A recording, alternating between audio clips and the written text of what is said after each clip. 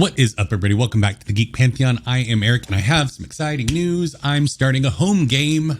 I'm so excited. It's been a while since I've run a home game campaign of D&D. Most of my games are for content creation, and I'm excited to relax and just enjoy doing D&D because I enjoy doing D&D. So I'm doing a very different type of campaign, though, and I want to take this opportunity to kind of let you all in on my thought process and what I'm shooting for with this campaign. And then if you all like this, maybe we'll do like campaign logs down the road where after sessions I'll go over what happened and what I'm planning to do for the next session and things like that. And if time allows, maybe do like some GM prep live streams maybe on the channel. We'll see if that's something that people are interested in. But there are 5 things that I want to go over as I'm preparing this new campaign.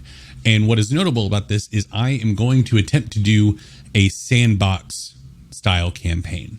Most of my campaigns as a DM are rather linear in nature. And what I mean by that, they're not railroaded. The players have total agency, and a lot of times campaigns end up in places that I never thought they would.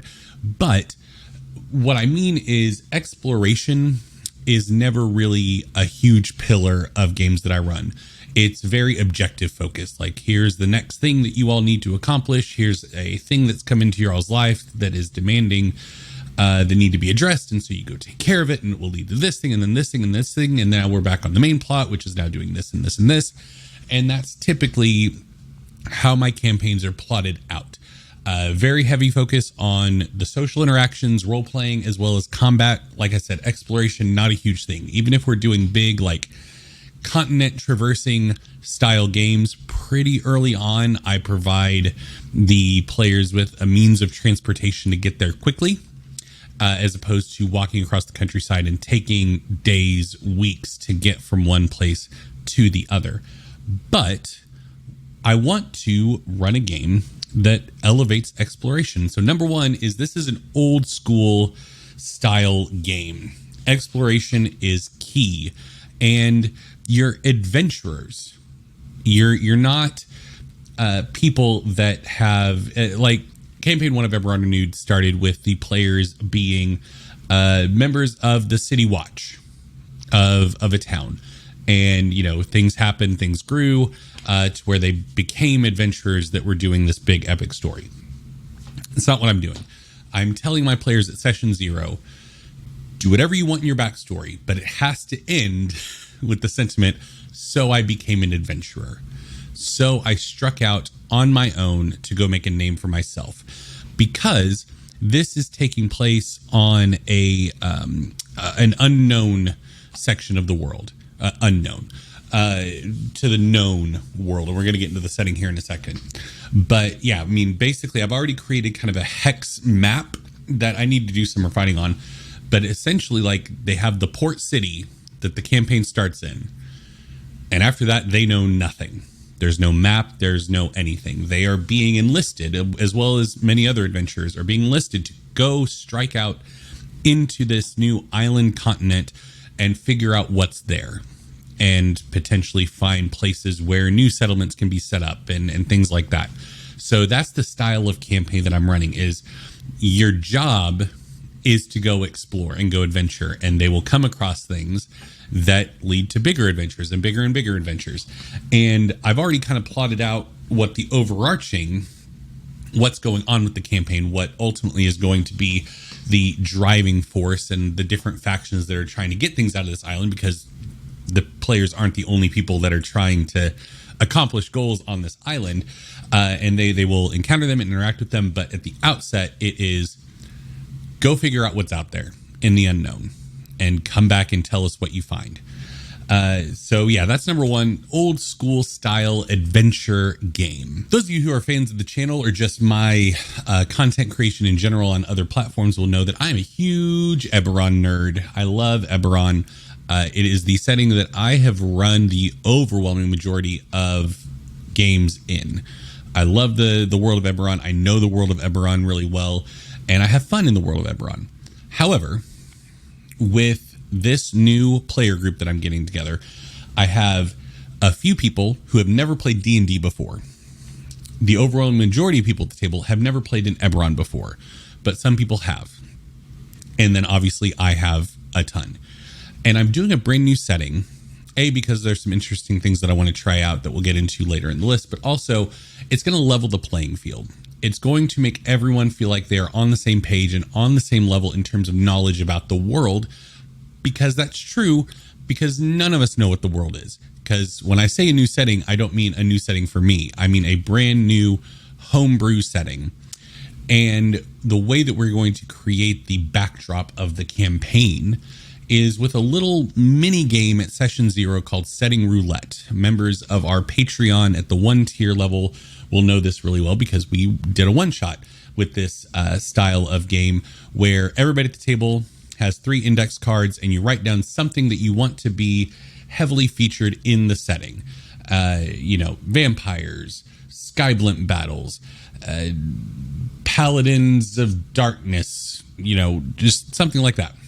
And you hold up your 3 cards like a hand of cards, and the person next to you picks one and puts it on the table. And that's the only one of the things you wrote down that applies to the setting. You go around the table and everyone pulls one thing, and that's your setting. Those are all the elements of your setting. And then you spend a little bit of time brainstorming and coming up with how these things connect and how they fit together.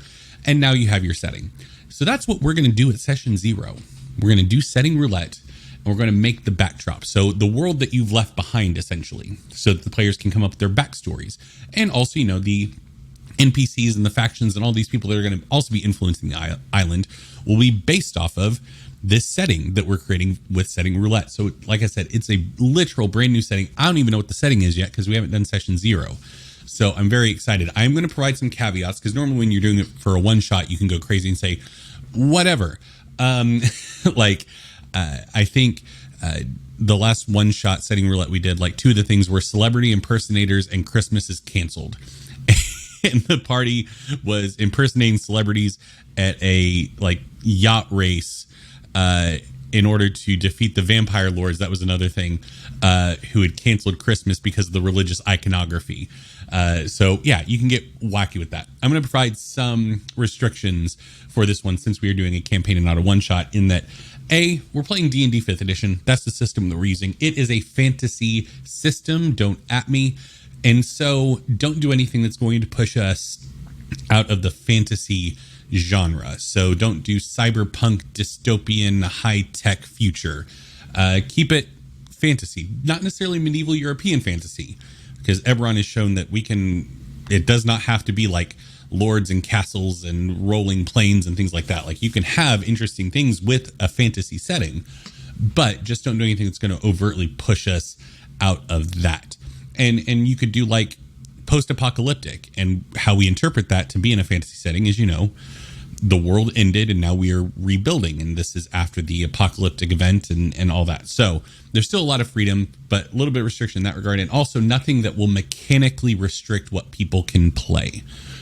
So I want every option in the core D&D materials, the first party published materials by Wizards of the Coast, to be available to the players. We're going to be using D&D Beyond. So I will also tell them, don't do something like no elves in this setting or no magic. You could do something like magic is illegal, because that's narratively restricting, not mechanically restricting. So that's the other clarification that I'm going to provide to them. And it might be that, if they say all the dragons are dead, it might be a situation where I clarify, at the start of a Song of Ice and Fire, all the dragons were dead, but they came back. So just because we are establishing the setting at its outset, not a fixed vision of the setting for all eternity. So that's what we're doing to establish the setting that I'm very excited about. Number 3, I am going to have, as of right now, there are 7 players coming to session 0. 7 players. I'm hoping that all of them can make it. And that's a lot of players, especially for most tables. And the reasoning for that is because I know that scheduling's hard. I'm hoping that we can establish hey, the 3rd Sunday of every month is when we're going to meet. And that way people can plan their schedules around that. And if they can make it, great. If they can't, we'll see you next month. But by having an adventuring style campaign with a home base, it makes sense for player characters to stay behind if somebody can't make that session. And by having a larger number of players, even if 1, 2, 3 people can't make it for a session, I still have a full party of adventurers. I'm not going to be running for 2 people. I will still have a good sized party to run for, and we can continue to progress and all that kind of stuff. So that's my hope with having 7 players at the table. And then if all of them are there, great. I've run for 7 players before, so I can do it again. But that's my mentality with having a larger number of players. I would not recommend this for a new DM, just because 7 is a lot to run for, especially to keep things engaging and moving quickly in terms of combat, or if you're doing skill challenges and things like that. 7 players can really bog stuff down. But I have a good mix of new and experienced players to where it's not going to be all new players where it really bogs down. So I like the players that I picked. I'm excited to run for them, and I think that they will work really well in a larger group. Number 4, I'm going to be utilizing, rather than, once again, I kind of talked about like external events coming in and affecting the party and forcing them to like move and act and react. I'm going to be taking a much more, I don't want to say passive approach as a DM, but I'm going to be utilizing things like bounties and rumors, because once again, you're in a port city on an unknown continent trying to figure out what the heck's going on. And as the campaign progresses and more of the island gets discovered, then, you know, you'll have other adventurers that are back in the tavern talking about, oh, we were out last week and we saw some crazy looking dark temple that had some real bad energy coming off of it. So we just, you know, not interested in figuring out whatever's in there. But the party might be like, oh, that's interesting. Or, you know, as they establish new settlements on the island and trade routes open up, and, you know, we have farms out here that are needing to come trade grain with the port city that takes fish back to the, you know, you can have classic bandits on the road, or some unknown horrors that, like literal aberrations that have bubbled up from the ground due to dark energies of this island, things like that, that people can just say, I saw this on the road. I got attacked on the road by bandits. It could be as simple as that. And then additionally, those can be the rumors that the party hears as they're moving about the town. But then also there can be a bounty board where it's like, hey, here's what people in the town need. Maybe another adventuring party has a member missing. They were traveling through the jungle and turned around and could not find them. They're really worried about them, but they got their butts handed to them. They're going to need like a week to recover before they can head back out. So if another adventuring party is willing, they are more than willing to give them half of the take that they got on that job, just because they really like their companion. They don't want them to die in the jungle horribly. And so that can be something they can go talk to the NPCs, figure out what happened, all that kind of stuff. So I'm going to be utilizing that in addition to, so this is, I guess this catch-all is more about like, where are the plot hooks going to come from, bounties, rumors. And then I also want to steal from the Kingmaker Adventure Path. I know I did a video on the anniversary edition that came out and some of the things that I really liked from that with the influence system. But I'm going to be utilizing the kind of reoccurring NPCs. Like I would like to have these heavily featured NPCs that have like personal quests that the party can go and like resolve their story and help them out and things like that.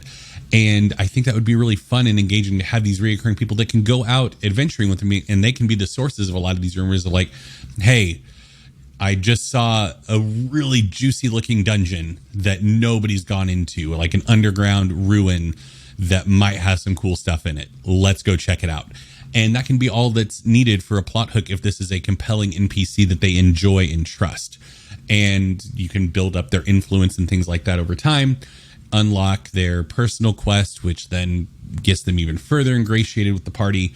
And, you know, if they want to try to establish their own settlement, maybe they find a ruined castle out there and they try to like establish something, then maybe those permanent NPCs can come with them and they can try to establish their own settlement out there, or they can just continue being adventurers. The world is their oyster, and I'm really excited about all the different places that these plot hooks can come from. And then the last thing is I kind of talked about, we're doing setting roulette to build the backdrop of the setting. But what about the island itself and the little like connective bits of the setting. We're going to do that through play.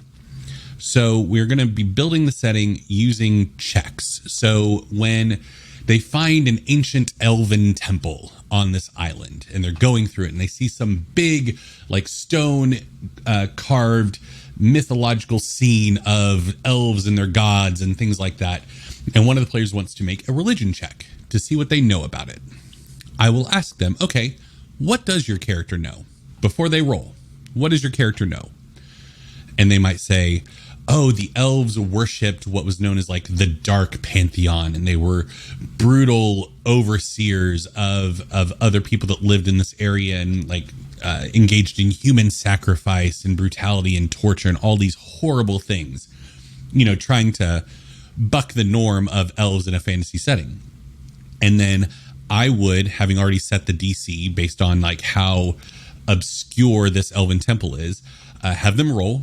And if they pass, that is the history of the elves. They are right. They knew that the elves were this very brutal civilization on this section of the island and kind of was oppressive to those around them. If they fail, then what they have pitched is a common misconception or even a false history written about the elves by some even bigger force. Like, let's say the humans came in and overtook the small elven empire that existed on this part of the island, and the humans needed to justify their own brutality towards the elves. Well, let's write this history about them, that we were saviors. We were emancipators of this region from these brutal elves, when in actuality, that wasn't the case at all. And the players will know that, but, you know, the characters will have established that this is what this character thinks, and they're their resident religion expert. So, you know, yeah, that makes sense. That's what I heard also, maybe. But in actuality, that's not the real history. And so that can play into an interesting interaction down the road if they encounter a descendant of this ancient elven empire, of like, oh, we've heard about your people and how brutal you were. And they're just like, no, what? And can be like frustrated by them. Or if they pass the check, then that elf NPC will be a totally different character because they passed the check and established this true thing about the setting. And this can apply to history, religion, nature, any of the intelligence-based checks outside of investigation can be fueled by this pitching mechanic of pitch to me what you know. If they are looking for a certain poisonous plant in the jungle to craft some poison, it's like, okay, what does the plant look like? And they describe what the plant looks like, and then they fail. Then yeah, you find the plant. It's not poisonous. Maybe if they fail really bad, like a natural one, it's actually a healing plant. And so they coat their dagger in this poison and stab somebody. And yeah, you deal your damage, but they also heal for like 5 points of damage. That could be a really fun discovery that they can have. So it requires a lot of suspension of disbelief on the player's part, because if they fail a check, they have to act like their character didn't realize they failed. So that will be the only interesting thing to see how that plays out at the table. But I'm optimistic about my players. The people that I picked, I think that they are going to be willing to embody their characters and go with their characters on this journey of discovery, even if they fail the check and they know the wrong thing.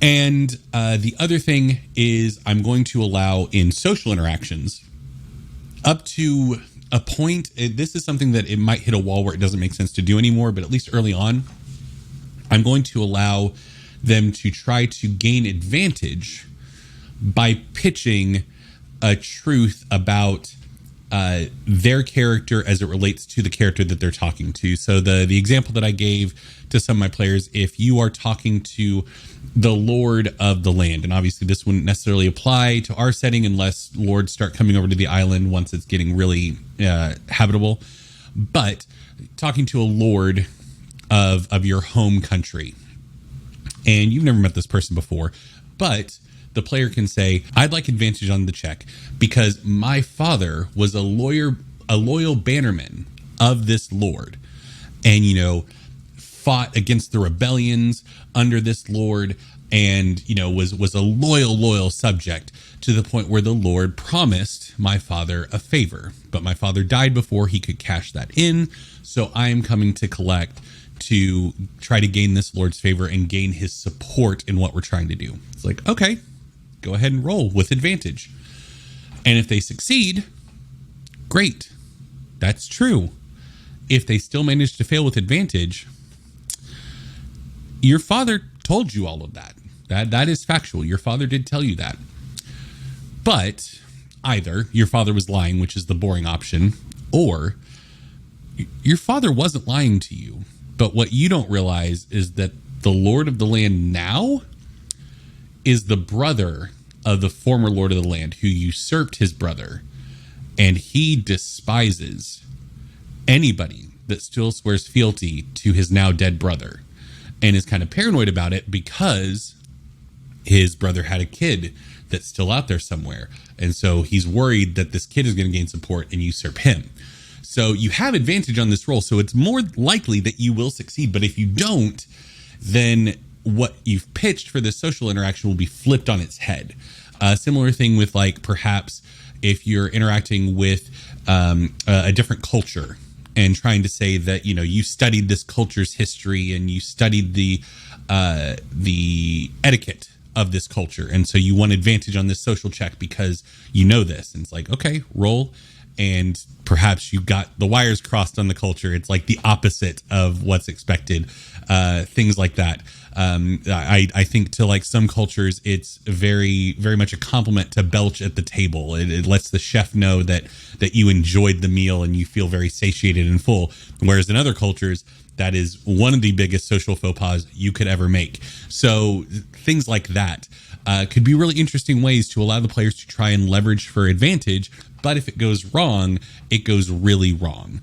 So let me know what you think of these ideas down below. I'm excited for the campaign. I'm excited to get playing. We have our session 0 in a couple weeks, less than a couple weeks.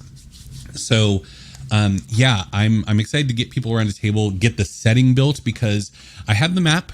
I have the map of the port city, and I have the initial inklings of the big bad kind of plotted out. But until I have the rest of the setting, I can't really do much more work, and I'm eager to get to work on it.